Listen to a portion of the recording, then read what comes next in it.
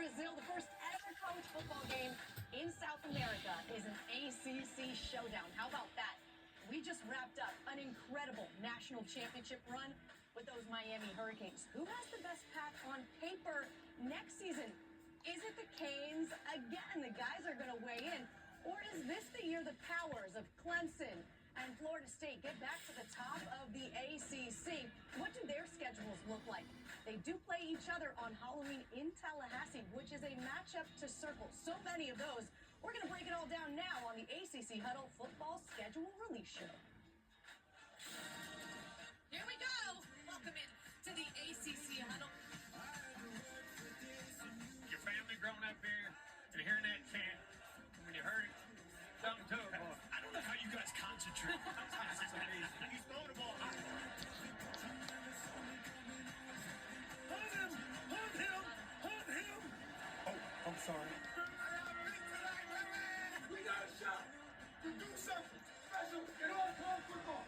You know what Muhammad Ali said? I know who you got. We're going to show you how great we are. Boys, party, trick or treat, Dallas. This is what we do it for, man. This is just what we expect of us. This AMAX 78. West show of force, baby. Let's go. Miami touchdown for Carson Beck. Is that the winning moment?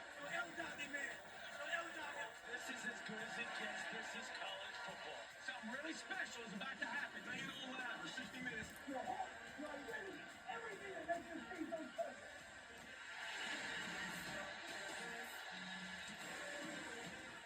So we've been without college football for about a week now. We already miss it. So for the next 2 hours here and on ACC Network, we're going to be breaking down all 17 ACC football team schedules for the upcoming 2026 season. It is never too early to look ahead. I know the snow is coming down on pretty much everyone right now, but it was not going to delay our parade. I'm Taylor Tannenbaum, alone here in studio, but don't worry.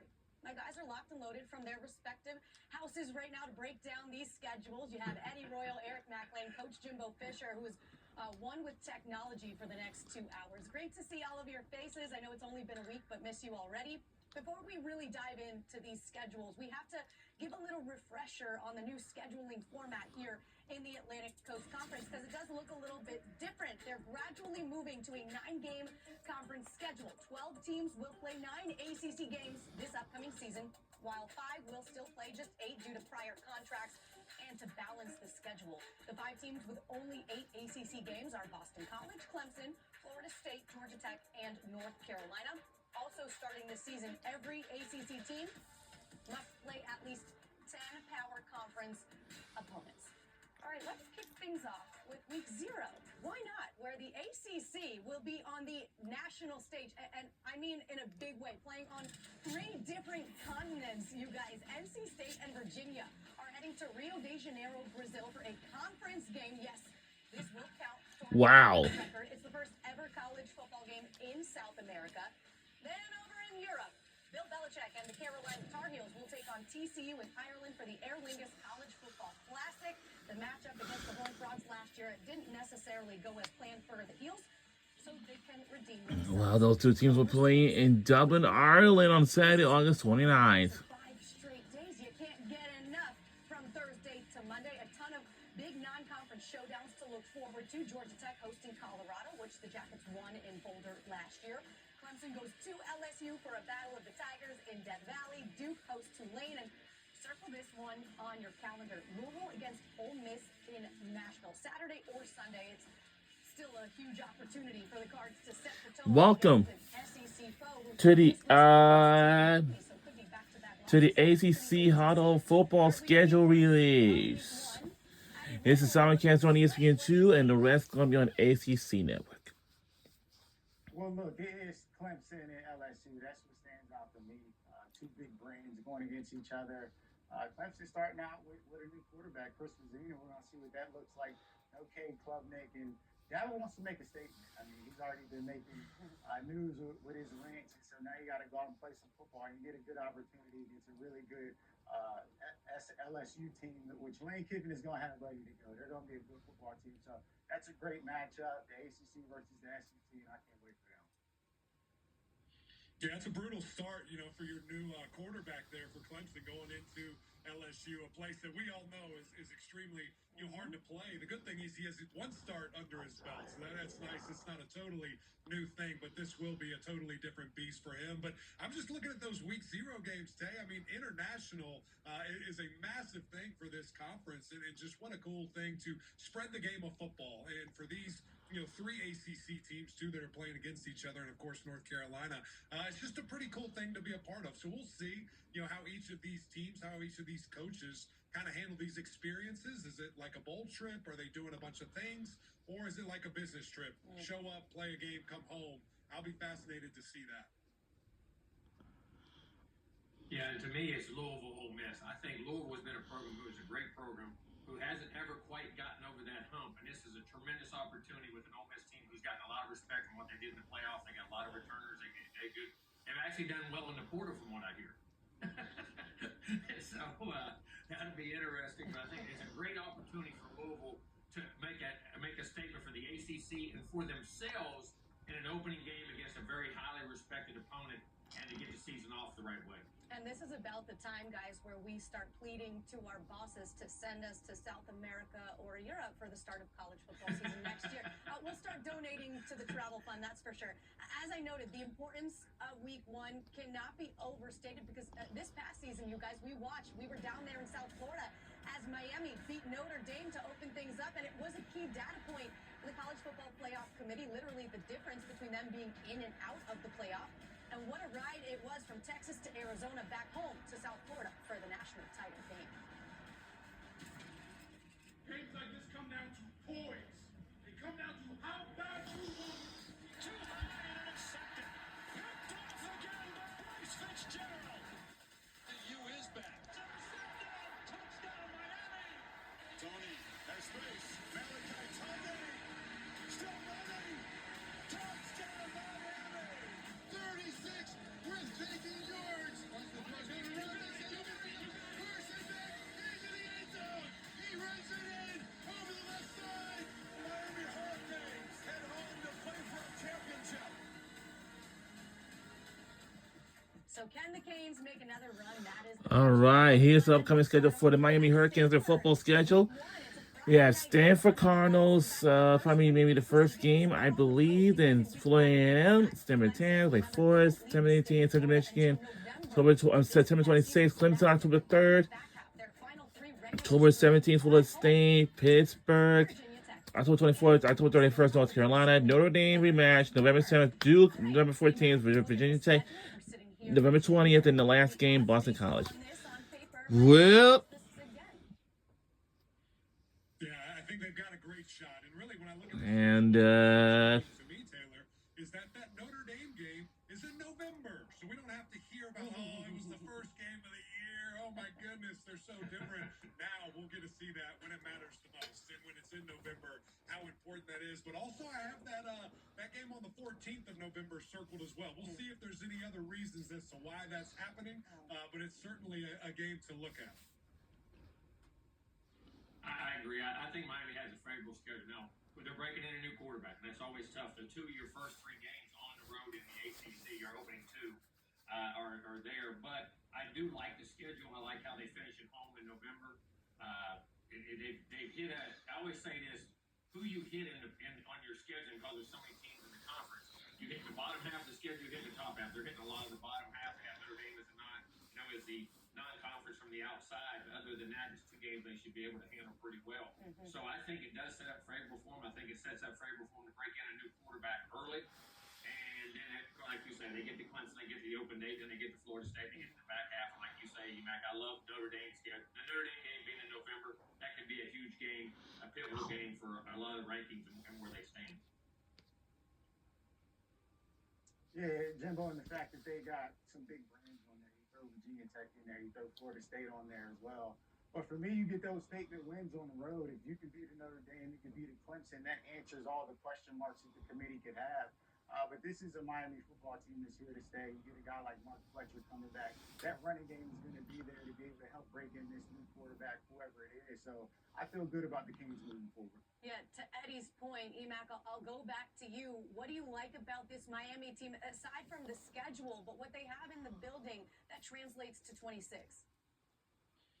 Well, it's going to be interesting if we see in a couple hours they have another piece in that building that will certainly change everything. But there's a lot coming back. And obviously, when you have number 10, Malachi Tony, who is just a superstar, I mean, not just the best freshman in all of the entire country, but I think one of the best players, one of the best receivers in the entire country, plus some additional, help to that defensive line. This team is absolutely loaded. And who knows, they might even be better when you look at the pieces that they might have come together late here. Yeah, I did hear Ruben Bain Jr. talking to my friend Mike Cunio down there at the Miami CBS saying this D-line could be better next year than it was this year without Bain and Akeem Messidor, which would be insane. We have watched firsthand with our eyes as Mario Cristobal has rebuilt this Miami program back to the national stage over the last 4 years. And if you look at Blacksburg and the hiring of James Franklin, that's what they're hoping happens to Virginia Tech here soon.